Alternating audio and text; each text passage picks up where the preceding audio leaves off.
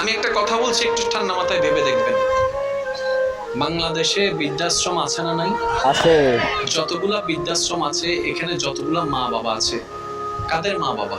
বড় লোক। একটু হিসাব করে দেখেন, দেখবেন একজনও রিক্সাওয়ালার মা বাবা নাই। ঠিক। তাহলে পয়সাওয়ালাদের মা বাবা ওইখানে কেন? খাওয়াতে পারছে না সেজন্য? নয় নয়। কই মুয়াজ্জিনের বেতন কত আপনাদের এলাকায়? আপনারা বলেন না, আমি বলবো না। আপনাদের এলাকায় মুয়াজ্জিনকে সম্মাননা কত দেন? 4,000 অথবা 5,000।